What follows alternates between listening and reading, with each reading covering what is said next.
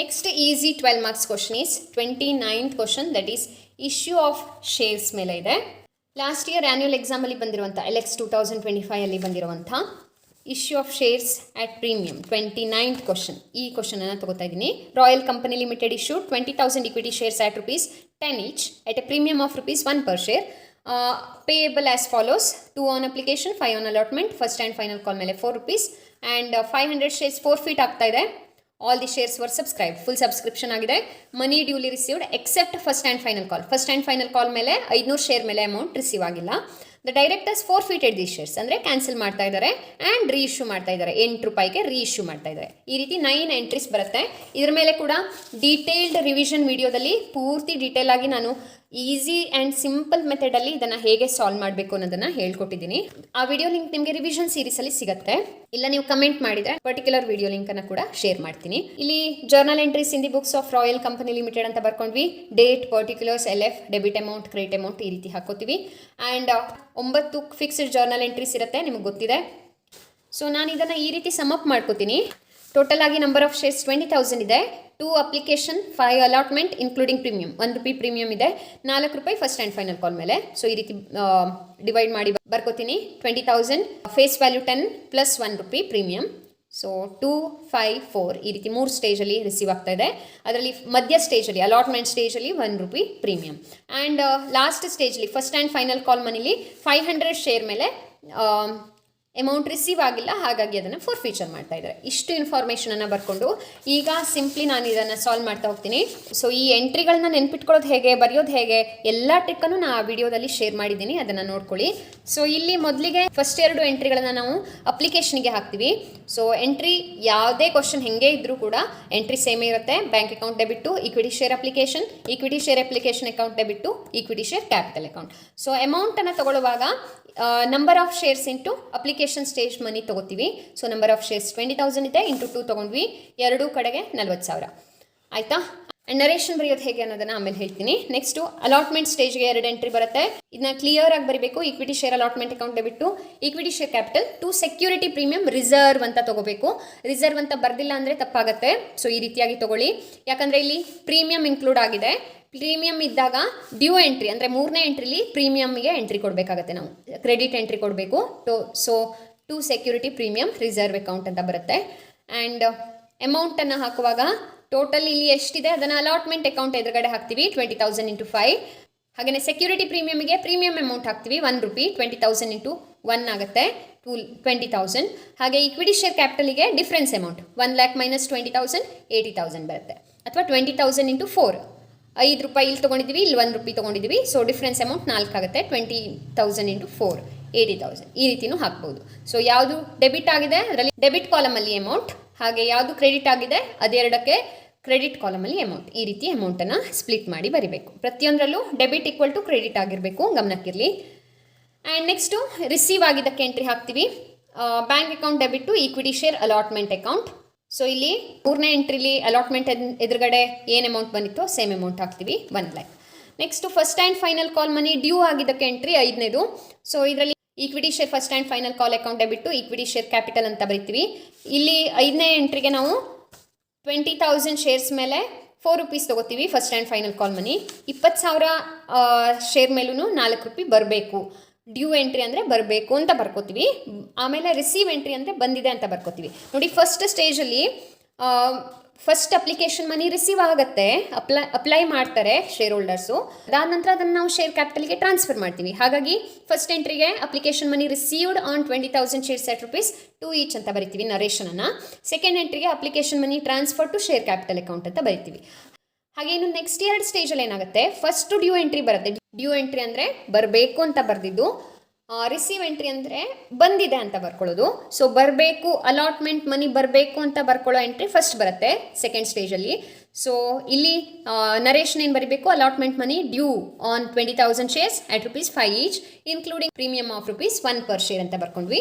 ಹಾಗೆ 4th ಎಂಟ್ರಿಗೆ ನಾವು allotment ಮನಿ received ಅಂತ ಬರೀಬೇಕು on 20,000 shares at ₹5 each including premium of ₹1 per share ಅಂತ ತಗೋಬೇಕು. ಯಾಕಂದರೆ ಇಲ್ಲಿ ಪ್ರೀಮಿಯಮ್ ಇದೆ ಅಲ್ವಾ, ಹಾಗಾಗಿ ಇನ್ನು 5 ಮತ್ತು 6 ಏನಿದೆ 5 ಮತ್ತು 6ನೇ ಎಂಟ್ರಿಗಳಿಗೆ 5ನೇ ಎಂಟ್ರಿ ಡ್ಯೂ ಎಂಟ್ರಿ ಆಗಿರುತ್ತೆ. First and final call money due on 20,000 shares at ₹4 each ಅಂತ ಬರೀತೀವಿ. ಹಾಗೆಯೇ 6th ಎಂಟ್ರಿಗೆ ಸ್ವಲ್ಪ ಚೇಂಜ್ ಆಗುತ್ತೆ ನೋಡಿ. ಎಂಟ್ರಿ ಸೇಮ್ ಇರುತ್ತೆ. Bank account debit to equity share first and final call account ಅಂತ ಎಂಟ್ರಿ ಬರುತ್ತೆ, ಸೇಮ್ ಎಂಟ್ರಿ. ಬಟ್ ಇಲ್ಲಿ ಅಮೌಂಟ್ ತೊಗೊಳ್ಳುವಾಗ ಮಾತ್ರ ಚೇಂಜ್ ಮಾಡಬೇಕಾಗತ್ತೆ ಅಮೌಂಟನ್ನು ನೋಡಿ. 500 ಶೇರ್ ಮೇಲೆ ಅಮೌಂಟ್ ರಿಸೀವ್ ಆಗಿಲ್ಲ first and final call money. So 20,000 share ಇತ್ತು, ಅದರಲ್ಲಿ 500 ಶೇರ್ ಮೇಲೆ ಅಮೌಂಟ್ ರಿಸೀವ್ ಆಗಿಲ್ಲ ಅಂದರೆ ರಿಸೀವ್ ಆಗಿದ್ದೆಷ್ಟು ಅಷ್ಟನ್ನು ಮಾತ್ರ ತೊಗೋಬೇಕು. ರಿಸೀವ್ ಆಗಿದ್ದು 19,500 ಶೇರ್ಸ್ ಮೇಲೆ ಮಾತ್ರ. ಸೊ 19,500 ಇಂಟು 4 ಅಂತ ತೊಗೋಬೇಕು, 78,000 ಬಂತು. And first and final call money received on 19,500 shares at ₹4 each ಅಂತ ನರೇಷನ್ ಬರಿತೀವಿ. ಇನ್ನು ನೆಕ್ಸ್ಟ್ ಏನು ಬರಿತೀವಿ, 7, 8, 9 7ನೇ ಎಂಟ್ರಿ ಫೋರ್ ಫೀಚರಿಗೆ, 8th ಎಂಟ್ರಿ ಏನಿದೆ ಇದು ರೀ ಇಶ್ಯೂಗೆ ಬರುತ್ತೆ. And last entry excess profit on ಫೋರ್ ಫೀಚರನ್ನು ಕ್ಯಾಪಿಟಲ್ ರಿಸರ್ವ್ಗೆ ಟ್ರಾನ್ಸ್ಫರ್ ಮಾಡೋದಕ್ಕೆ ನೆಕ್ಸ್ಟ್ ಎಂಟ್ರಿ ಬರುತ್ತೆ, 9th ಎಂಟ್ರಿ. ಫಿಕ್ಸ್ಡ್ ಎಂಟ್ರಿಗಳು, ಇದನ್ನು ತುಂಬ ಸಿಂಪಲ್ ಆಗಿ ಹೇಗೆ ಅಮೌಂಟ್ ಹಾಕ್ತಾ ಹೋಗೋದು ಏನು ಮಾಡೋದು ಅನ್ನೋದನ್ನು ನಾನು ಆ ವಿಡಿಯೋದಲ್ಲಿ ಎಕ್ಸ್ಪ್ಲೇನ್ ಮಾಡಿದ್ದೀನಿ, ನೀವು ಅದನ್ನು ನೋಡ್ಬೋದು. ಇದರಲ್ಲಿ ಹೇಳಿದರೆ ತುಂಬ ಲೆಂದಿ ಆಗುತ್ತೆ ವಿಡಿಯೋ, ಅದಕ್ಕೋಸ್ಕರ ನಾನಿಲ್ಲಿ ಸ್ಕಿಪ್ ಮಾಡ್ತಾ ಇದ್ದೀನಿ. ಎಂಟ್ರಿ ಸೇಮ್ ಇರುತ್ತೆ, ಏನು ಚೇಂಜಸ್ ಆಗಲ್ಲ. ಯಾವುದೇ ಕ್ವಶನ್ ಕೊಟ್ಟರು ಸೇಮ್ ಎಂಟ್ರಿ ಇರುತ್ತೆ, ನೀವು ಬೈ ಹಾರ್ಟ್ ಮಾಡಿ ನೋಡ್ಕೋಬೋದು. ಯಾರಿಗೆಲ್ಲ ಬೈ ಹಾರ್ಟ್ ಮಾಡಿದ್ರೆ ನೆನಪಿರಲ್ಲ ಅವರು ನಾನು ಹೇಳ್ಕೊಟ್ಟಿದ್ದಂಥ ಟ್ರಿಕ್ಕನ್ನು ಯೂಸ್ ಮಾಡಿ ಕೂಡ ನೋಡ್ಕೋಬೋದು. Equity share capital account debit to equity share first and final call account to forfeited share account ಅಂತ ಬರುತ್ತೆ. ಇಲ್ಲಿ ನಂಬರ್ ಆಫ್ ಶೇರ್ಸನ್ನು ನಾವು 500 ಅಷ್ಟೇ ತೊಗೋಬೇಕು, ಯಾಕಂದರೆ ಇದು 4 ಫೀಚರ್ ಆಗ್ತಾ ಇರೋದು. 4 ಫೀಚರ್ ಆಗಿದ್ದು 500 ಶೇರ್ಸ್ ಮಾತ್ರ, ಅಂದರೆ ಕ್ಯಾನ್ಸಲ್ ಆಗ್ತಾ ಇರೋದು. ಸೊ 500 ಇಂಟು 10 ಇದರಲ್ಲಿ ಫುಲ್ ಅಮೌಂಟ್ ತೊಗೋತೀವಿ. Equity share first and final ಕಾಲಲ್ಲಿ ಎಷ್ಟು ಫಸ್ಟ್ ಆ್ಯಂಡ್ ಫೈನಲ್ ಕಾಲಿಗೆ ಅಮೌಂಟ್ ಇದೆಯೋ ಅದನ್ನು ತೊಗೋತೀವಿ, ₹4. ಫೋರ್ಫಿಟೆಡ್ ಶೇರ್ ಅಕೌಂಟಲ್ಲಿ ಡಿಫ್ರೆನ್ಸ್ ಅಮೌಂಟ್ ತೊಗೋಬೇಕು, 10 - 4 6 ಬಂತು. ಓಕೆನಾ, ಅಂದರೆ ಎಷ್ಟೆಷ್ಟು ಅಮೌಂಟ್ ಬರುತ್ತೋ ಇಂಟು ಮಾಡಿದಾಗ ಅದನ್ನು ತೊಗೋತೀವಿ. ಆ್ಯಂಡ್ ಇಲ್ಲಿ ನರೇಷನ್ 500 ಶೇರ್ಸ್ ಫೋರ್ಫಿಟೆಡ್ ಅಂತ ತೊಗೋಬೇಕು for non payment of first and final call money at ₹4 per share. First and final call money payment ಆಗಿಲ್ಲ, ಅದಕ್ಕೋಸ್ಕರ ಅದನ್ನು ಕ್ಯಾನ್ಸಲ್ ಮಾಡ್ತಿದ್ದೀವಿ. Next 8th entry for reissue, ಅಲ್ಲೇನು ತೊಗೋತೀವಿ, bank account debit forfeited share account debit equity share capital account ಅಂತ entry ಬರುತ್ತೆ. ಇಲ್ಲಿ number of shares 500 ಇರುತ್ತೆ, ಎಷ್ಟು ರೀ ಇಶ್ಯೂ ಆಗಿದೆ ಅಷ್ಟನ್ನು ತೊಗೋಬೇಕು. ಸಪೋಸ್ ಪಾರ್ಟ್ಲಿ ರೀ ಇಶ್ಯೂ ಆಗಿದ್ದರೆ ಎಷ್ಟು ರೀ ಇಶ್ಯೂ ಆಗಿದೆ ಅದನ್ನು ತೊಗೋಬೇಕು, ಗಮನಕ್ಕಿರಲಿ. ಅದಿಲ್ಲ ಅಂತಂದರೆ ಫುಲ್ ರೀ ಇಶ್ಯೂ ಆದಾಗ 500 ತೊಗೋತೀವಿ. ಆ್ಯಂಡ್ ಬ್ಯಾಂಕ್ ಅಕೌಂಟಲ್ಲಿ ಎಷ್ಟಕ್ಕೆ ರೀ ಇಶ್ಯೂ ಆಗಿದೆ ಆ ಅಮೌಂಟನ್ನು ತೊಗೋಬೇಕು. ಶೇರ್ ಕ್ಯಾಪಿಟಲಲ್ಲಿ ಫುಲ್ ಅಮೌಂಟ್ ತೊಗೋಬೇಕು, ಅದರ ಫೇಸ್ ವ್ಯಾಲ್ಯೂ ತೊಗೋಬೇಕು. ₹11 ಅಲ್ಲ, ಅರ್ಥ ಮಾಡ್ಕೊಳ್ಳಿ, ₹10 ಮಾತ್ರ ಫೇಸ್ ವ್ಯಾಲ್ಯೂ ತೊಗೋಬೇಕು. ಇಲ್ಲೂ ಅಷ್ಟೇ, ಇಲ್ಲೂ ಅಷ್ಟೇ. ಸೊ ₹10 ತೊಗೊಂಡ್ವಿ. ಆ್ಯಂಡ್ ಡಿಫ್ರೆನ್ಸ್ ಅಮೌಂಟನ್ನು ಫೋರ್ಫಿಟೆಡ್ ಶೇರಿಗೆ 7th ಎಂಟ್ರಿ ಮತ್ತು 8th ಎಂಟ್ರಿ ಎರಡರಲ್ಲೂ ಕೂಡ ಫೋರ್ಫಿಟೆಡ್ ಶೇರ್ಸಿಗೆ ಡಿಫ್ರೆನ್ಸ್ ಅಮೌಂಟನ್ನು ತೊಗೋಬೇಕು. 10 - 8 2 ಬಂತು. ಓಕೆನಾ. ಆ್ಯಂಡ್ ಇದಕ್ಕೆ ನರೇಷನನ್ನು 500 shares reissued at ₹8 per share as fully paid up ಅಂತ ಬರಿತೀವಿ.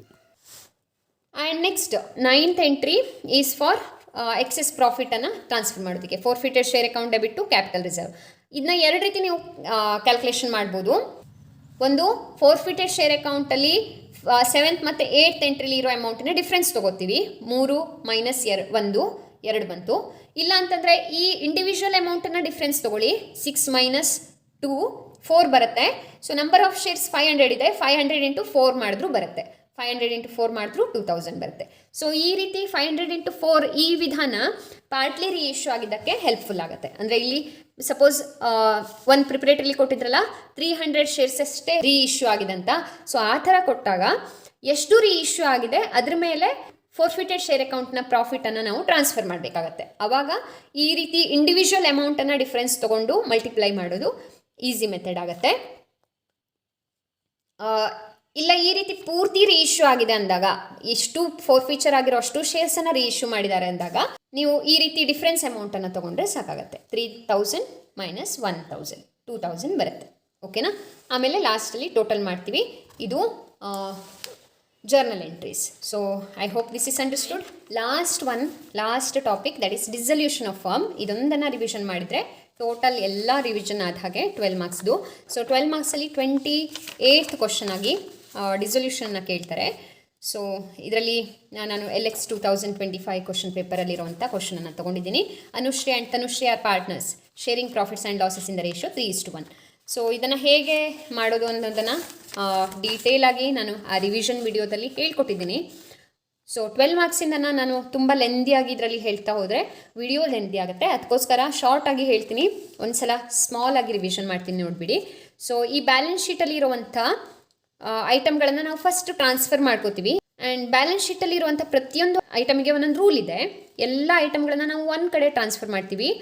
ಲಯಬಿಲಿಟಿ ಸೈಡಿಗಿದ್ರೆ ಯಾವುದೇ ಅಕೌಂಟಿನ ಕ್ರೆಡಿಟ್ ಸೈಡಿಗೆ ಹೋಗುತ್ತೆ, ಅಸೆಟ್ ಸೈಡಿಗಿದ್ರೆ ಯಾವುದೇ ಅಕೌಂಟಲ್ಲಿ ಡೆಬಿಟ್ ಸೈಡಿಗೆ ಎಂಟ್ರಿ ಆಗುತ್ತೆ. ಇದು ಫಸ್ಟ್ ರೂಲು. ಅದಾದಮೇಲೆ ಲಯಬಿಲಿಟಿ ಸೈಡಲ್ಲಿರೋ ಔಟ್ಸೈಡರ್ ರಿಲೇಟೆಡ್ ಲಯಬಿಲಿಟಿ, ಹೊರಗಿನವರಿಗೆ ಕೊಡಬೇಕಾಗಿದ್ದು, ಅಂದರೆ ಲೋನ್ ಫ್ರಮ್ ಅದರ್ಸ್ ಇರ್ಬೋದು, ಬೇರೆಯವರಿಂದ ತೊಗೊಂಡು ಲೋನು, ಕ್ರೆಡಿಟರ್ಸು, ಆಮೇಲೆ ಬಿಲ್ಸ್ ಪೇಯಬಲ್ಲು, ಈ ಥರದ್ದೆಲ್ಲ ಏನಿದೆ ಇದೆಲ್ಲ ರಿಯಲೈಸೇಷನ್ ಅಕೌಂಟಿನ ಕ್ರೆಡಿಟ್ ಸೈಡ್ಗೆ ಎಂಟ್ರಿ ಆಗುತ್ತೆ, ರಿಯಲೈಸೇಷನ್ಸ್ ಅಕೌಂಟಿಗೆ ಹೋಗುತ್ತೆ. ಆಮೇಲೆ ಕ್ಯಾಪಿಟಲ್ ಅಕೌಂಟ್ ಬ್ಯಾಲೆನ್ಸು ಮತ್ತು ರಿಸರ್ವ್ ಫಂಡ್ ಏನಿದೆ ಇದು, ಹಾಗೆ P&L ಅಕೌಂಟ್ ಈ ಕಡೆ ಕೊಟ್ಟರೆ ಅದನ್ನು ನಾವು ಪಾರ್ಟ್ನರ್ಸ್ ಕ್ಯಾಪಿಟಲ್ ಅಕೌಂಟಿನ ಕ್ರೆಡಿಟ್ ಸೈಡ್ಗೆ ತೊಗೋತೀವಿ. ಕ್ಯಾಪಿಟಲ್ ಅಕೌಂಟ್ ಬ್ಯಾಲೆನ್ಸಿಗೆ ಬ್ಯಾಲೆನ್ಸ್ ಬ್ರಾಟ್ ಡೌನ್ ಅಂತ ಬರಿತೀವಿ. ರಿಸರ್ವ್ ಫಂಡನ್ನು ಅವರ ರೇಷಿಯೋದಲ್ಲಿ 3:1 ರೇಷಿಯೋದಲ್ಲಿ ಹಂಚ್ಕೋತೀವಿ. ಇದಾಯ್ತಾ? ಅದಾದ ನಂತರ P&L ಅಕೌಂಟ್ ಈ ಕಡೆ ಕೊಟ್ಟಿಲ್ಲ, ಈ ಪ್ರಾಬ್ಲಮ್ಲಿ ಅಸೆಟ್ ಸೈಡಲ್ಲಿ ಕೊಟ್ಟಿದ್ದಾರೆ. ಸೊ ಅಸೆಟ್ ಸೈಡಿಗೆ ಇರೋದ್ರಿಂದ ನಾವು ಅದನ್ನು ಅಪೋಸಿಟ್ ಸೈಡ್ ಅಂದರೆ ಡೆಬಿಟ್ ಸೈಡಲ್ಲಿ ತೊಗೋತೀವಿ. ಟು P&L ಅಕೌಂಟ್ 9,000 3,000 ಟೋಟಲ್ 12,000 ಇರೋದನ್ನು 3:1 ಹಂಚ್ಕೋತೀವಿ. ಇದು ಲಯಬಿಲಿಟಿ ಸೈಡ್ ಐಟಮ್ ಆಯಿತು. ಇದರಲ್ಲಿ ಒಂದು P&L ಅಕೌಂಟನ್ನು ನಾವು ಹೇಗೆ ಟ್ರೀಟ್ ಮಾಡಬೇಕು ಅಂತ ಹೇಳಿಬಿಟ್ಟೆ ಅಸೆಟ್ ಸೈಡಿಂದು. ಇನ್ನು ಅಸೆಟ್ ಸೈಡಲ್ಲಿ P&L ಅಕೌಂಟ್ ಒಂದನ್ನು ಬಿಟ್ಟು ಮತ್ತೆಲ್ಲ ಅಸೆಟ್ 1 by 1 ರಿಯಲೈಸೇಷನ್ ಅಕೌಂಟಿನ ಡೆಬಿಟ್ ಸೈಡಿಗೆ ಹೋಗುತ್ತೆ. ಅದರಲ್ಲಿ ಒಂದು ಎಕ್ಸೆಪ್ಷನ್ ಏನಪ್ಪ ಅಂತಂದರೆ ಕ್ಯಾಶ್ ಎಟ್ ಬ್ಯಾಂಕ್ ಅಥವಾ ಕ್ಯಾಶ್ ಇನ್ ಹ್ಯಾಂಡ್ ಎರಡೂ ಕೂಡ ನಾವು ಬ್ಯಾಂಕ್ ಅಕೌಂಟ್ ಅಥವಾ ಕ್ಯಾಶ್ ಅಕೌಂಟಲ್ಲಿ ತೊಗೋತೀವಿ. ಸೊ ಇಲ್ಲಿ ಕ್ಯಾಶ್ ಇನ್ ಹ್ಯಾಂಡ್ ಇದ್ದರೆ ಕ್ಯಾಶ್ ಅಕೌಂಟ್ ಬರುತ್ತೆ, ಇಲ್ಲಿ ಕ್ಯಾಶ್ ಎಟ್ ಬ್ಯಾಂಕ್ ಇದ್ದರೆ ಬ್ಯಾಂಕ್ ಅಕೌಂಟ್ ಪ್ರಿಪೇರ್ ಮಾಡ್ತೀವಿ.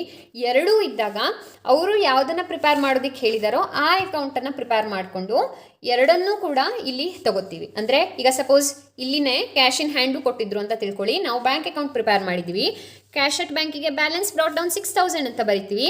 ಕ್ಯಾಶ್ ಇನ್ ಹ್ಯಾಂಡ್ 1,000 ಇರೋದನ್ನು ಟು ಕ್ಯಾಶ್ ಅಕೌಂಟ್ 1,000 ಅಂತ ಹೇಳಿ ಬರ್ಕೋತೀವಿ. So it is the difference ಆಯಿತಾ.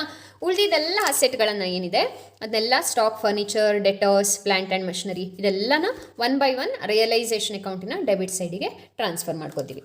ಸೊ ಇದಿಷ್ಟು ಟ್ರಾನ್ಸ್ಫರ್ ಎಂಟ್ರಿ, ಓಕೆನಾ. ಆ್ಯಂಡ್ ಇನ್ನೊಂದು ಬಿಟ್ಟೆ ನಾನು ಪಾರ್ಟ್ನರ್ ಲೋನ್ ಇದ್ದರೆ, ಪಾರ್ಟ್ನರ್ಸಿನ ಲೋನ್ ಇದ್ದರೆ ಅದನ್ನು ಕ್ಯಾಶ್ ಆರ್ ಬ್ಯಾಂಕ್ ಅಕೌಂಟಲ್ಲಿ ತೊಗೋಬೇಕು. ಸೊ ಪಾರ್ಟ್ನರ್ ಲೋನ್ ಈ ಕಡೆ ಬರುತ್ತೆ ಲಯಬಿಲಿಟಿ ಸೈಡ್, ಹಾಗಾಗಿ ಕ್ರೆಡಿಟ್ ಸೈಡಿಗೆ ಟ್ರಾನ್ಸ್ಫರ್ ಆಗಬೇಕು.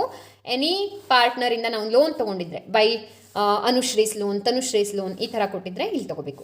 ಆ್ಯಂಡ್ ಅಲ್ಲಿ ಒಂದು ನೀವು ಗಮನಿಸಬೇಕು, ಕೆಲವೊಂದು ಸಲ ಮಿಸ್ಸೆಸ್ ಎಸ್ ಲೋನ್ ಅಂತ ಕೊಡ್ತಾರೆ. ABCR ಪಾರ್ಟ್ನರ್ಸ್ ಇರುತ್ತೆ, ಇಲ್ಲಿ ಪ್ರಾಬ್ಲಮಲ್ಲಿ ಮಿಸ್ಸೆಸ್ ಅಂತ ಇರುತ್ತೆ. ಮಿಸ್ಸೆಸ್ ಅಂತಂದರೆ ಅವರ ವೈಫ್ ಅಂತ. ಸೊ ವೈಫ್ ಅಂತಂದರೆ ಪಾರ್ಟ್ನರ್ ಆಗಲ್ಲ, ಶೀಸ್ ಔಟ್ಸೈಡರ್. ಅವಾಗ ನಾವು ಅದನ್ನು ರಿಯಲೈಸೇಷನ್ ಅಕೌಂಟಲ್ಲಿ ತೊಗೋಬೇಕು. ಬಟ್ ಎಸ್ ಲೋನ್ ಅಂತ ಕೊಟ್ಟಾಗ ಅದನ್ನು ಬ್ಯಾಂಕ್ ಅಕೌಂಟಲ್ಲಿ ಕ್ರೆಡಿಟ್ ಸೈಡಲ್ಲಿ ತೊಗೋಬೇಕು. ಇದಿಷ್ಟು ಬ್ಯಾಲೆನ್ಸ್ ಶೀಟಿಗೆ ಎಂಟ್ರಿ ಆಯಿತು. ಸೊ ಇದೇ ರೀತಿಯಾಗಿ ನಾನು ಫಸ್ಟು ಟ್ರಾನ್ಸ್ಫರ್ ಎಂಟ್ರಿಗಳನ್ನು ಮಾಡ್ಕೊಂಡಿದ್ದೀನಿ. ಅಸೆಟ್ ಟ್ರಾನ್ಸ್ಫರ್ ಆಯಿತು, ಲಯಬಿಲಿಟಿ ಟ್ರಾನ್ಸ್ಫರ್ ಆಯಿತು, ಹಾಗೆ ಪಾರ್ಟ್ನರ್ಸ್ ಕ್ಯಾಪಿಟಲ್ ಅಕೌಂಟಲ್ಲಿ ಹೋಗುವಂಥ 3 ಐಟಮ್ ಬ್ಯಾಲೆನ್ಸು, ರಿಸರ್ವ್ ಮತ್ತು P&L ಅಕೌಂಟಿಗೆ ಟ್ರಾನ್ಸ್ಫರ್ ಮಾಡ್ಕೊಂಡಿದ್ದೀನಿ. ಹಾಗೆ ಬ್ಯಾಂಕ್ ಅಕೌಂಟ್ನ ಬ್ಯಾಲೆನ್ಸ್ ಬರ್ಕೊಂಡಿದ್ದೀನಿ. ಆಮೇಲೆ ಇಲ್ಲಿ ಪಾರ್ಟ್ನರ್ ಲೋನ್ ಏನಿರಲಿಲ್ಲ, ಅದನ್ನು ತೊಗೊಂಡಿಲ್ಲ. ಇದಿಷ್ಟ ಆದ ನಂತರ ಈ ಅಸೆಟ್ಗಳನ್ನು ಡಿಸೊಲ್ಯೂಷನ್ ಆಗ್ತಾ ಇರೋದನ್ನ ಅಸೆಟ್ಗಳನ್ನು ನಾವು ಸೇಲ್ ಮಾಡಬೇಕು. ಸೊ ಅಸೆಟ್ ಎಲ್ಲ ಈ ಕಡೆ ಟ್ರಾನ್ಸ್ಫರ್ ಆಗಿದೆ, ಇದೆಲ್ಲವನ್ನು ಅಪೋಸಿಟ್ ಸೈಡಲ್ಲಿ ಸೇಲ್ ಮಾಡಬೇಕು. ಸೇಲ್ ಮಾಡೋದಕ್ಕೆ ಎಂಟ್ರಿ ಅಥವಾ ರಿಯಲೈಸ್ ಮಾಡೋದು ಅಂತ ಹೇಳ್ತೀವಿ, ಅದಕ್ಕೆ entry by cash or bank. ಇಲ್ಲಿ ಬ್ಯಾಂಕ್ ಅಕೌಂಟ್ ಇದೆ, ಸೊ ಬ್ಯಾಂಕ್ ಅಕೌಂಟ್ ಅಂತ ತೊಗೊಂಡ್ವಿ, ಬ್ಯಾಂಕ್ ಇರೋದ್ರಿಂದ. ಅಸೆಟ್ ರಿಯಲೈಸ್ಡ್ ಅಂತ ತೊಗೊಂಡ್ವಿ. ಆ್ಯಂಡ್ ಏನೇನು ಅಸೆಟ್ಗಳು ರಿಯಲೈಸ್ ಆಗಿದೆ ನೋಡ್ತಾ ಹೋಗ್ತೀವಿ. ಇದಿಷ್ಟು ಐಟಮ್ಗಳನ್ನು ನಾವು ರಿಯಲೈಸ್ ಮಾಡಲೇಬೇಕು. ಅವ್ರ ಅಮೌಂಟ್ ಕೊಟ್ಟಿರಲಿ ಕೊಡದೇ ಇರಲಿ, ಅಮೌಂಟ್ಗಳನ್ನು ಇಲ್ಲಿ ನಾವು ತೊಗೊಳ್ಳೇಬೇಕು. ಗುಡ್ ವಿಲ್ ಒಂದು ಬಿಟ್ಟು ಉಳಿದಿದ್ದೆಲ್ಲ ಐಟಮ್ಗಳನ್ನು ನಾವು ಈ ಕಡೆ ರಿಯಲೈಸ್ ಮಾಡಲೇಬೇಕು. ಸೊ ಇಲ್ಲೇನಾಗಿದೆ, stock, furniture, debtors, plant and machinery 4 item ಇತ್ತು. ಅದರಲ್ಲಿ ಏನೇನು ರಿಯಲೈಸ್ ಆಗಿದೆ ನೋಡೋಣ. ಪ್ಲಾಂಟ್ ಆ್ಯಂಡ್ ಮಷಿನರಿನ ಅನುಶ್ರೀ ಟೇಕನ್ ಓವರ್ ಮಾಡ್ತಾ ಇದ್ದಾಳೆ. ಅನುಶ್ರೀ ಅನ್ನೊಬ್ಬಳು ಪಾರ್ಟ್ನರ್, ಅವಳು ಟೇಕನ್ ಓವರ್ ಮಾಡಿದ್ದಾಳೆ. ಟೇಕನ್ ಓವರ್ ಮಾಡಿದ್ರೆ ಕ್ಯಾಪಿಟಲ್ ಅಕೌಂಟಲ್ಲಿ ಎಂಟ್ರಿ ಆಗುತ್ತೆ, ಹೇಳ್ಕೊಡ್ತೀನಿ ಹೇಗೆ ಅಂತ. And stock and debtors realised ಅಂತ ಕೊಟ್ಟಿದ್ದಾರೆ ನೋಡಿ. ಪ್ಲಾಂಟ್ ಆ್ಯಂಡ್ ಮಷಿನರಿ ಒಂದು ಮಾರ್ಕ್ ಮಾಡ್ಕೊಳ್ಳೋಣ. ಟೇಕನ್ ಓವರ್ ಆಗಿದೆ, ಅದ್ರ ಬಗ್ಗೆ ಕೊಟ್ಟಿದ್ದಾರೆ. Furniture taken over by Tanushree ಕೊಟ್ಟಿದ್ದಾರೆ. ಸೊ ಇದೆರಡಕ್ಕೆ ಎಂಟ್ರಿ ಆಗಿದೆ. ಇನ್ನು 2 ಅಸೆಟ್ಗಳನ್ನು ಸೇಲ್ ಮಾಡಬೇಕು. ಸೇಲ್ ಮಾಡಿ ಅದು ರಿಯಲೈಸ್ ಆಗಿದೆ. Stock and debtors were realised for 9,000 and 3,500 ಅಂತ ಕೊಟ್ಟಿದ್ದಾರೆ. ಅದನ್ನೇ ನಾವಿಲ್ಲಿ ತೊಗೋತೀವಿ. ಸೊ ಅಪೋಸಿಟ್ ಸೈಡಲ್ಲಿ ತೊಗೊಂಡ್ವಿ. ಇದರ ಅಪೋಸಿಟ್ ಸೈಡಲ್ಲಿ ಸ್ಟಾಕ್ 9,000, ಡೆಟರ್ಸ್ 3,500. ಟೋಟಲನ್ನು ಔಟರ್ ಕಾಲಮಲ್ಲಿ ಬರಿತೀವಿ. ಆ್ಯಂಡ್ ಹೆಡ್ಡಿಂಗ್ ಇದಕ್ಕೆ ಬೈ ಸ್ಟಾಕ್, ಬೈ ಡೆಟರ್ಸ್ ಅಂತ ಬರೆಯೋದಲ್ಲ, ಬೈ ಬ್ಯಾಂಕ್ ಅಕೌಂಟ್ ಅಂತ ಇರಬೇಕು. ಆ್ಯಂಡ್ ಇದಕ್ಕೆ ಪ್ರತಿ ಅಡ್ಜಸ್ಟ್ಮೆಂಟ್ಗೆ 2 ಡಬಲ್ ಎಂಟ್ರಿ ಇರುತ್ತೆ. ಸೊ ಒಂದು ಎಂಟ್ರಿ ಇಲ್ಲಾಯಿತು. ಇದರ ಅಪೋಸಿಟ್ ಎಂಟ್ರಿನ ಬ್ಯಾಂಕ್ ಅಕೌಂಟಿನ ಡೆಬಿಟ್ ಸೈಡಲ್ಲಿ ಮಾಡಬೇಕು. To realisation account, asset realised. ಇಲ್ಲಿ ನರೇಷನ್ ಕಂಪಲ್ಸರಿ ಇರುತ್ತೆ, ಗಮನಕ್ಕಿರಲಿ. ಸೊ ಈ 12,500 ಇಲ್ಲಿ ಬರೆದ್ವಿ. ಇನ್ನು ಸೆಕೆಂಡ್ಲಿ ಇದೆಲ್ಲ ಲಯಬಿಲಿಟಿಗಳನ್ನ ಪೇಮೆಂಟ್ ಮಾಡಬೇಕು. ಸೊ ಇಲ್ಲಿ ಲಯಬಿಲಿಟಿಗಳು ಯಾವ್ಯಾವುದಿದೆ ನೋಡಿ. ಲೋನ್ ಮತ್ತು ಕ್ರೆಡಿಟರ್ಸ್ ಇದೆ. ಏನು ಕೊಟ್ಟಿದ್ದಾರೆ ಅದ್ರ ಬಗ್ಗೆ ನೋಡೋಣ. Liabilities were paid in full by the firm ಅಂತ ಇದೆ. ಸೊ ಇದೆಲ್ಲದನ್ನು ಪೇ ಮಾಡಿದಾರಂತೆ ಫುಲ್ಲಿ. ಡಿಸ್ಕೌಂಟ್ ಮೇಲೆ ಇದ್ದರೆ ಎಷ್ಟು ಡಿಸ್ಕೌಂಟ್ ಆಗಿದೆ ಅದನ್ನು ಲೆಸ್ ಮಾಡಿ ತೊಗೋಬೇಕು. ಓಕೆನಾ. ಸೊ ಲೋನು 3000, ಕ್ರೆಡಿಟರ್ಸು 3000 ಪೇ ಆಗಿದೆ. ಅಪೋಸಿಟ್ ಸೈಡಲ್ಲಿ ಪೇ ಮಾಡೋಣ. ಎಂಟ್ರಿ ಟು ಬ್ಯಾಂಕ್ ಅಕೌಂಟ್ ಅಂತ ಬರೆದು ಅದ್ರ ಕೆಳಗಡೆ ತೊಗೋತೀವಿ. ಲೋನ್ 3000, ಕ್ರೆಡಿಟರ್ಸ್ 3000, ಟೋಟಲ್ 6000 ಪೇಮೆಂಟ್ ಆಗ್ತಾ ಇದೆ. ಇದಕ್ಕೆ ಅಪೋಸಿಟ್ ಎಂಟ್ರಿ ಇನ್ನೊಂದು ಅಕೌಂಟಲ್ಲಿ, ರಿಯಲೈಸೇಷನ್ ಅಕೌಂಟಲ್ಲಿ ಟು ಬ್ಯಾಂಕ್ ಬಂದಿದೆ. ಅಂದಮೇಲೆ ಅಪೋಸಿಟ್ ಎಂಟ್ರಿ ಬ್ಯಾಂಕ್ ಅಕೌಂಟಲ್ಲಿ ಬರಬೇಕು. By realisation liabilities paid 6000. ಓಕೆನಾ. ನೆಕ್ಸ್ಟು ಟೇಕನ್ ಓವರ್ ಮಾಡಿದ್ದಕ್ಕೆ ಎಂಟ್ರಿ ಮಾಡೋಣ. Anushree plant and machinery taken over ಮಾಡಿದ್ದಾಳೆ. ಪ್ಲಾಂಟ್ ಆ್ಯಂಡ್ ಮಷಿನರಿ ಅಂದರೆ ಒಂದು ಅಸೆಟ್ ಇಲ್ಲಿತ್ತು. ಅಪೋಸಿಟ್ ಸೈಡಲ್ಲಿ ಅದನ್ನು ಟೇಕನ್ ಓವರ್ ಮಾಡಬೇಕು. ಸೊ ಬೈ ಯಾರು ಟೇಕನ್ ಓವರ್ ಮಾಡಿದ್ದಾರೆ ಅವರ capital, Anushree's capital plant and machinery taken over ಅಂತ ಬ್ರ್ಯಾಕೆಟಲ್ಲಿ ಬರೆಯೋಣ 25,000ಗೆ. ಹಾಗೆ furniture took over by Tanushree ಅಂತ ಇದೆ. So Tanushree's capital 18,000 furniture taken over. ಓಕೆನಾ. ಇದೆರಡಕ್ಕೆ ಅಪೋಸಿಟ್ ಎಂಟ್ರಿ ಇಲ್ಲಿ ಪಾರ್ಟ್ನರ್ಸ್ ಕ್ಯಾಪಿಟಲ್ ಅಕೌಂಟಲ್ಲಿ ಬರುತ್ತೆ. ರಿಯಲೈಸೇಷನ್ ಅಕೌಂಟಲ್ಲಿ by Anushree's capital by Tanushree's capital ಬಂದಿತ್ತಲ್ಲ, ಹಾಗಾಗಿ ಇವರಿಬ್ಬರ ಅಕೌಂಟಲ್ಲಿ ಟು ರಿಯಲೈಸೇಷನ್ ಅಕೌಂಟ್ ಅಂತ ಬರಬೇಕು. 25,000 ಅನುಶ್ರೀಗೆ, 18,000 ತನುಶ್ರೀಗೆ. And plant and machinery and furniture taken over ಈ ರೀತಿ ಬರ್ಕೊಂಡ್ವಿ. 2 ಎಂಟ್ರಿ ಆಯಿತು. ಇನ್ನು ರಿಯಲೈಸೇಷನ್ ಎಕ್ಸ್ಪೆನ್ಸ್ ಪೇ ಮಾಡಿದ್ದಕ್ಕೆ ಮತ್ತೊಂದು ಎಂಟ್ರಿ ಇರುತ್ತೆ, ಅದನ್ನು ನೋಡ್ಬಿಡೋಣ. ಸೊ ರಿಯಲೈಸೇಷನ್ ಎಕ್ಸ್ಪೆನ್ಸ್ ಅಥವಾ ಡಿಸೊಲ್ಯೂಷನ್ ಎಕ್ಸ್ಪೆನ್ಸ್ ಅಂತ ಹೇಳ್ತಾರೆ. ಅದಕ್ಕೆ ಲಯಬಿಲಿಟಿ ಪೇ ಆಗಿದ್ದಕ್ಕೆ ಏನು ಎಂಟ್ರಿ ಹಾಕ್ತೀವೋ same entry to bank account ಅಂತ, ರಿಯಲೈಸೇಷನ್ ಎಕ್ಸ್ಪೆನ್ಸಸ್ ಪೇಯ್ಡ್ ಅಂತ. ಸೊ ₹500 ಅಂತ ಇದೆ, ಅದನ್ನು ಬರೆದ್ವಿ. ಆ್ಯಂಡ್ ಬ್ಯಾಂಕ್ ಅಕೌಂಟಲ್ಲಿ ಇನ್ನೊಂದು ಎಂಟ್ರಿ ಹಾಕ್ತೀವಿ, ಅಪೋಸಿಟ್ ಎಂಟ್ರಿ. ಇಲ್ಲಿ ರಿಯಲೈಸೇಷನಲ್ಲಿ ಟು ಬ್ಯಾಂಕ್ ಬಂದಿದೆ. ಸೊ ಬ್ಯಾಂಕಲ್ಲಿ ಬೈ ರಿಯಲೈಸೇಷನ್ ಎಕ್ಸ್ಪೆನ್ಸ್ ಪೇಯ್ಡ್ 500 ಅಂತ ಬರೆದ್ವಿ. ಇದಿಷ್ಟು ಎಂಟ್ರಿ ಆದಮೇಲೆ ಲಾಸ್ಟ್ ಏನು ಬರೆದಿದ್ದೀನಿ ಇದೆಲ್ಲ ಬ್ಯಾಲೆನ್ಸ್ ಮಾಡಿದ್ದ ಎಂಟ್ರಿ. ಇಷ್ಟೇ ಇರೋದು ಡಿಸೊಲ್ಯೂಷನ್ ಅಂದರೆ. ಓಕೆನಾ. ಎಲ್ಲ ಅಸೆಟ್ಗಳಿಗೆ ಫಸ್ಟು ಟ್ರಾನ್ಸ್ಫರ್ ಎಂಟ್ರಿ ಹಾಕೋತೀವಿ, ಲಯಬಿಲಿಟಿಗಳಿಗೆ ಟ್ರಾನ್ಸ್ಫರ್ ಎಂಟ್ರಿ ಹಾಕೋತೀವಿ. ಅದಾದ ನಂತರ ಪ್ರತಿ ಅಡ್ಜಸ್ಟ್ಮೆಂಟ್ 3 ಥರದ ಅಡ್ಜಸ್ಟ್ಮೆಂಟ್ ಇರೋದು. ಒಂದು ಅಸೆಟ್ ರಿಯಲೈಸ್ ಆಗಿದ್ರ ಬಗ್ಗೆ ಕೊಟ್ಟಿರ್ತಾರೆ, ಇಲ್ಲ ಟೇಕನ್ ಓವರ್ ಆಗಿದ್ರ ಬಗ್ಗೆ ಕೊಟ್ಟಿರ್ತಾರೆ. ಇನ್ನೊಂದು ಲಯಬಿಲಿಟಿ ಹೇಗೆ ಪೇಮೆಂಟ್ ಆಗಿದೆ ಅನ್ನೋದನ್ನು ಕೊಟ್ಟಿರ್ತಾರೆ, ಅಥವಾ ಟೇಕನ್ ಓವರ್ ಆಗಿದೆ ಅಂತ ಕೊಟ್ಟಿರ್ತಾರೆ.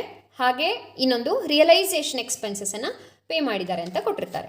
ಇಷ್ಟೇ ಡೀಟೇಲ್ಸ್ ಇರೋದು ಇದರಲ್ಲಿ. ಇದಿಷ್ಟಕ್ಕೆ ಡಬಲ್ ಎಂಟ್ರಿನ ಈ ರೀತಿ ಮಾಡ್ಕೊಬಿಟ್ರೆ ಮುಗೀತು. ಸೊ ಯಾವುದೇ ಅಡ್ಜಸ್ಟ್ಮೆಂಟ್ ಕೂಡ ನಮಗೆ ಇಲ್ಲಿ ಟಫ್ ಆಗಲ್ಲ. ಕೆಲವೊಂದಷ್ಟು ಟ್ವಿಸ್ಟ್ ಆಗಿ ಕೇಳೋದಿದೆ, ಅದನ್ನು ನಾನು ಆಲ್ರೆಡಿ ನನ್ನ ವೀಡಿಯೋಸ್ಗಳಲ್ಲಿ ಹೇಳ್ಕೊಟ್ಟಿದ್ದೀನಿ ಹೇಗೆ ಮಾಡೋದು ಅಂತ. ಸ್ವಲ್ಪ ಅಡ್ವಾನ್ಸ್ಡ್ ಲೆವೆಲ್ ಇದೆ. ಸೊ ನಾನಿಲ್ಲಿ ಈಸಿ ಲೆವೆಲನ್ನು ತೊಗೊಂಡಿದ್ದೀನಿ. ನಿಮಗೆ ಅಡ್ವಾನ್ಸ್ಡ್ ಲೆವೆಲಿನ ವೀಡಿಯೋಸ್ ಬೇಕು ಅಂದರೆ ನೀವು ಕಮೆಂಟ್ ಮೂಲಕ ತಿಳಿಸಿದರೆ ಅದನ್ನು ನಾನು ಶೇರ್ ಮಾಡ್ತೀನಿ. ಇದಿಷ್ಟಕ್ಕೂ ನಾವು 2 ಇಫೆಕ್ಟನ್ನು ಕೊಟ್ಟಿದ್ದೀವಿ. ಈಗ 1 by 1 ಅಕೌಂಟನ್ನು ಕ್ಲೋಸ್ ಮಾಡ್ತಾ ಬರ್ತೀವಿ. ಮೊದಲಿಗೆ ರಿಯಲೈಸೇಷನ್ ಅಕೌಂಟನ್ನು ಕ್ಲೋಸ್ ಮಾಡ್ತೀವಿ, ಲೈಕ್ ಅಪ್ರಾಪ್ರಿಯೇಷನ್ ಅಕೌಂಟ್. ಹೆಂಗೆ ಅಲ್ಲಿ ಅಪ್ರಾಪ್ರಿಯೇಷನ್ ಅಕೌಂಟಲ್ಲಿ ನಾವು ಕ್ಲೋಸ್ ಮಾಡ್ತಿದ್ವೋ ಅದೇ ರೀತಿ. ಈ ಕಡೆ ಟೋಟಲ್ 62,500 ಬರ್ತಾ ಇದೆ, ಈ ಕಡೆ ಟೋಟಲ್ 61,500 ಬರ್ತಾ ಇದೆ. ಅಂದರೆ ಡಿಫ್ರೆನ್ಸ್ ಏನಾಯಿತು, 1,000 ಬಂತು. ಈ ಕಡೆ ಶಾರ್ಟೇಜ್ ಇದೆ ಅಲ್ವಾ. ಸೊ ಜಾಸ್ತಿ ಇರೋ ಟೋಟಲ್ನ 2 ಕಡೆ ಬರ್ಕೊಂಡ್ವಿ, 62,500 ಅಂತ ಹೇಳಿ. 1,000 ಡಿಫ್ರೆನ್ಸ್ ಬಂತು, 1 ಲೈನ್ ಮೇಲ್ಗಡೆ ಬರ್ಕೊಂಡ್ವಿ. ಟೋಟಲಿಗೆ ಡಬಲ್ ಲೈನ್ ಹಾಕಬೇಕು, ಲಕ್ಷಕ್ಕಿರಲಿ. ಆ್ಯಂಡ್ ಇಲ್ಲಿ 1,000 ಬಂತು. ಇಲ್ಲಿ ಈ 1,000ಅನ್ನು ಪಾರ್ಟ್ನರ್ನ ಕ್ಯಾಪಿಟಲ್ ಅಕೌಂಟಿಗೆ ಟ್ರಾನ್ಸ್ಫರ್ ಮಾಡ್ತೀವಿ. ನೆಕ್ಸ್ಟ್ ಅಕೌಂಟ್ ಅದು to by partners capital account ಅಂತ ಬರೆದು ಅನುಶ್ರೀ 1,000 × 3/4. ನೋಡಿ ಇಲ್ಲಿ ರೇಷಿಯೋ 3:1 ಇತ್ತು. ಸೊ 3/4 1/4 ಆಗುತ್ತಲ್ವಾ. ಸೊ 3/4 ಆ್ಯಂಡ್ ತನುಶ್ರೀಗೆ 1,000 × 1/4 ಆಗುತ್ತೆ. ಸೊ 750 250 ಬಂತು. ಇದನ್ನು ಪ್ರತಿಯೊಂದು ಬ್ಯಾಲೆನ್ಸನ್ನು ಇನ್ನೊಂದು ಅಕೌಂಟಿಗೆ ಟ್ರಾನ್ಸ್ಫರ್ ಮಾಡಬೇಕಾಗುತ್ತೆ. ಇಲ್ಲಿ ರಿಯಲೈಸೇಷನ್ ಅಕೌಂಟಲ್ಲಿ ಬೈ ಪಾರ್ಟ್ನರ್ ಕ್ಯಾಪಿಟಲ್ ಬಂತು. ಸೊ ಪಾರ್ಟ್ನರ್ಸ್ ಕ್ಯಾಪಿಟಲಲ್ಲಿ ಟು ರಿಯಲೈಸೇಷನ್ ಅಂತ ಹಾಕ್ತೀವಿ, 750 ಮತ್ತು 250. ಇದು ತುಂಬ ಜನ ಇಲ್ಲಿ ಡಬಲ್ ಎಂಟ್ರಿ ಮಾಡೋದೇ ಇಲ್ಲ, ಮಿಸ್ ಮಾಡ್ತೀರಿ, ಅವರು ಲಕ್ಷಕ್ಕೆ ಇಟ್ಕೊಳ್ಳಿ. ಆ್ಯಂಡ್ ನೆಕ್ಸ್ಟು ಈ ಅಕೌಂಟನ್ನು ಪಾರ್ಟ್ನರ್ಸ್ ಕ್ಯಾಪಿಟಲ್ ಅಕೌಂಟನ್ನು ಬ್ಯಾಲೆನ್ಸ್ ಮಾಡ್ತೀವಿ. ಅನುಶ್ರೀ ಅಕೌಂಟಲ್ಲಿ 46,000 ಬಂತು. ಈ ಕಡೆ ಟೋಟಲೇ ಜಾಸ್ತಿ ಇರುತ್ತೆ ಯೂಶ್ವಲಿ ಕ್ಯಾಪಿಟಲ್ ಅಕೌಂಟಲ್ಲಿ. ಅದರಲ್ಲಿ ಈ ಕಡೆ ಟೋಟಲ್ ಲೆಸ್ ಮಾಡಿದಾಗ 11,250 ಬರ್ತಿದೆ. ಈ ತನುಶ್ರೀಗೆ 22,000 ಬರ್ತಾ ಇದೆ ಟೋಟಲ್. ಈ ಕಡೆ ಟೋಟಲ್ ಜಾಸ್ತಿ ಇತ್ತು, ಬರೆದ್ವಿ. ಅದರಲ್ಲಿ ಈ ಕಡೆ ಟೋಟಲನ್ನು ಲೆಸ್ ಮಾಡಿದಾಗ ಇಲ್ಲಿ ತನಕದ್ದು 750 ಬ್ಯಾಲೆನ್ಸ್ ಬಂತು, ಬರೆದ್ವಿ. ಈ ಬ್ಯಾಲೆನ್ಸ್ಗಳಿಗೆ ಇಮಿಡಿಯೇಟ್ ಪೇಮೆಂಟ್ ಆಗುತ್ತೆ, ಯಾಕಂದರೆ ಡಿಸೊಲ್ಯೂಷನ್ ಆಗ್ತಾ ಇದೆ, ಕ್ಲೋಸ್ ಆಗಬೇಕಲ್ವಾ ಅಕೌಂಟ್ಗಳು. ಸೊ ಬ್ಯಾಲೆನ್ಸ್ ಕ್ಯಾರಿ ಡೌನ್ ಅಂತ ಬರೆಯಲ್ಲ, ಟು ಬ್ಯಾಂಕ್ ಅಕೌಂಟ್ ಅಂತ ಬರಿಬೇಕು, ಅಥವಾ ಕ್ಯಾಶ್ ಅಕೌಂಟ್ ಯಾವ್ದು ಕೊಟ್ಟಿದ್ದಾರೋ ಅದು ಆ ಅಕೌಂಟಿಗೆ ಟ್ರಾನ್ಸ್ಫರ್ ಮಾಡಬೇಕು. ಸೊ ಇದು ತುಂಬ ಜನ ಮಿಸ್ ಮಾಡ್ತೀರಿ, ಲಕ್ಷಕ್ಕಿರಲಿ. 11,250 750ನ ನೆಕ್ಸ್ಟ್ ಅಕೌಂಟಿಗೆ ಟ್ರಾನ್ಸ್ಫರ್ ಮಾಡ್ತೀವಿ. ಸೊ ಇಲ್ಲಿ ತನಕದ್ದು ನಾವು ಆಲ್ರೆಡಿ ಟ್ರಾನ್ಸ್ಫರ್ ಮಾಡಿರ್ತೀವಿ. ಈಗ ಲಾಸ್ಟ್ ಪಾರ್ಟ್ನರ್ಸ್ ಕ್ಯಾಪಿಟಲ್ ಅಕೌಂಟ್ ಬ್ಯಾಲೆನ್ಸನ್ನು ಅಪೋಸಿಟ್ ಸೈಡಲ್ಲಿ ಇಲ್ಲಿ 2 ಸೈಡಲ್ಲಿ ಬಂದಿದೆ, ಟು ಬ್ಯಾಂಕ್ ಅಂತ. ಹಾಗೆ ಬ್ಯಾಂಕ್ ಅಕೌಂಟಲ್ಲಿ ಬೈ ಸೈಡಲ್ಲಿ ಬೈ ಪಾರ್ಟ್ನರ್ಸ್ ಕ್ಯಾಪಿಟಲ್ ಅಂತ ಬರೆದು ಅನುಶ್ರೀ 11,250 ತನುಶ್ರೀ 750, ಟೋಟಲ್ ಆಗಿ 12,000. ಸೊ ಈ ರೀತಿ ಬರೆದ್ವಿ. ಆ್ಯಂಡ್ ಎಂಡಲ್ಲಿ ಇದೆರಡೂ ಅಕೌಂಟ್ಗಳು ಟ್ಯಾಲಿ ಆಗಬೇಕು, ಬ್ಯಾಂಕ್ ಅಕೌಂಟ್ ಮತ್ತು ಕ್ಯಾಶ್. ಬ್ಯಾಂಕ್ ಅಕೌಂಟ್ನ ಡೆಬಿಟ್ ಸೈಡ್ ಮತ್ತು ಕ್ರೆಡಿಟ್ ಸೈಡ್ ಮ್ಯಾಚ್ ಆಗಬೇಕು. ಇಷ್ಟು ಸಿಂಪಲ್ಲಾಗಿ ಈ ಪ್ರಾಬ್ಲಮನ್ನು ಸಾಲ್ವ್ ಮಾಡ್ಬೋದು. ಇದರಲ್ಲಿ ಇನ್ನೊಂದು ಪಾಯಿಂಟ್ ಏನಿದೆ, ಡೆಟರ್ಸ್ ಮೈನಸ್ PDD ಕೊಡ್ತಾರೆ ಕೆಲವು ಸಲ. ಸೊ ಡೆಟರ್ಸ್ ಒಂದು ಅಸೆಟ್ ಇಲ್ಲಿ ಹಾಕ್ತೀರಿ, ಬಟ್ PDD ಏನಿದೆ ಅದೊಂದು ಲಯಾಬಿಲಿಟಿ, ಯಾಕಂದರೆ ಅದನ್ನು ಮೈನಸ್ ಮಾಡಿರ್ತೀವಿ. ಸಪೋಸ್ ಇದರಲ್ಲಿ ಡೆಟರ್ಸ್ 5,000 ಮೈನಸ್ PDD 1,000 ಇತ್ತು ಅಂತ ತಿಳ್ಕೊಳ್ಳಿ. ಸೊ ಅವಾಗ 5,000 ನಾವು ಇಲ್ಲಿ ತೊಗೋತೀವಿ, 1,000 PDDನ ಅಪೋಸಿಟ್ ಸೈಡಲ್ಲಿ ಶೋ ಮಾಡಬೇಕು. ಅಂದರೆ ಲಯಾಬಿಲಿಟಿನಲ್ಲೇ ನಾವು ಎಲ್ಲಿ ಟ್ರಾನ್ಸ್ಫರ್ ಮಾಡ್ತೀವಿ ಆ ಕಡೆಗೆ, ಬೈ ಪ್ರೊವಿಷನ್ ಅಂತ ಹೇಳಿ. ಆಯಿತಾ? ಇನ್ನೊಂದು ಏನಪ್ಪ ಅಂತಂದರೆ ಎಲ್ಲ ಅಸೆಟ್ಗಳನ್ನು ರಿಯಲೈಸ್ ಮಾಡಲೇಬೇಕು. ಒಂದು ಅದು ಟೇಕನ್ ಓವರ್ ಆಗಬೇಕು, ಇಲ್ಲಾಂದರೆ ರಿಯಲೈಸ್ ಆಗಬೇಕು. ಟೇಕನ್ ಓವರ್ ಆದರೆ ಅವರ ಕ್ಯಾಪಿಟಲ್ ಅಕೌಂಟಿಗೆ ತೊಗೋತೀವಿ, ರಿಯಲೈಸ್ ಆಗಿದ್ರೆ ಇಲ್ಲಿ ತೊಗೋತೀವಿ. ಮತ್ತು ಯಾವುದಾದ್ರೂ ಅನ್ರೆಕಾರ್ಡೆಡ್ ಅಸೆಟ್ ರಿಯಲೈಸ್ ಆದರೂ ಕೂಡ ಇಲ್ಲಿ ತೊಗೋತೀವಿ. ಸೊ ಇಲ್ಲಿ ಬರೋ ಎಂಟ್ರಿ ಟ್ರಾನ್ಸ್ಫರ್ ಎಂಟ್ರಿ ಮಾತ್ರ, ಬ್ಯಾಲೆನ್ಸ್ ಶೀಟಲ್ಲಿ ಏನಿದೆ ಅದಕ್ಕೆ ಮಾತ್ರ. ಈ ಕಡೆ ಏನೇನು ರಿಯಲೈಸ್ ಆಗಿದೆ ಅದೆಲ್ಲದಕ್ಕೂ ಎಂಟ್ರಿ ಬರಬೇಕು, ಯಾವುದನ್ನು ಮಿಸ್ ಮಾಡೋ ಹಾಗಿಲ್ಲ. ಅವರು ಕೊಟ್ಟಿದ್ರೆ ಕೊಟ್ಟಿರೋ ವ್ಯಾಲ್ಯೂ ತೊಗೋಬೇಕು. ಅವರು ಯಾವುದಕ್ಕಾದರೂ ರಿಯಲೈಸ್ ಆಗಿದೆ ಅಂತ ಕೊಟ್ಟಿಲ್ಲ ಅಂದರೆ ಅದನ್ನು ಬುಕ್ ವ್ಯಾಲ್ಯೂ, ಅಂದರೆ ಇಲ್ಲಿ ಏನು ಕೊಟ್ಟಿದ್ದಾರೆ ಆ ವ್ಯಾಲ್ಯೂಗೆ ಈ ಕಡೆ ತೊಗೋಬೇಕು ಇನ್ನರ್ ಕಾಲಮಲ್ಲಿ. ಸೊ ಇದು ನಿಮ್ಮ ಗಮನಕ್ಕಿರಲಿ. ಗುಡ್ವಿಲ್ ಒಂದಕ್ಕೆ ರಿಯಲೈಸೇಷನ್ ಎಂಟ್ರಿ ಇರೋದಿಲ್ಲ. ಹಾಗೆ ಎಲ್ಲ ಲಯಬಿಲಿಟಿಗಳನ್ನು ಈ ಕಡೆ ಬಂದಿದ್ದಷ್ಟು ಈ ಕಡೆ ತೊಗೋಬೇಕು.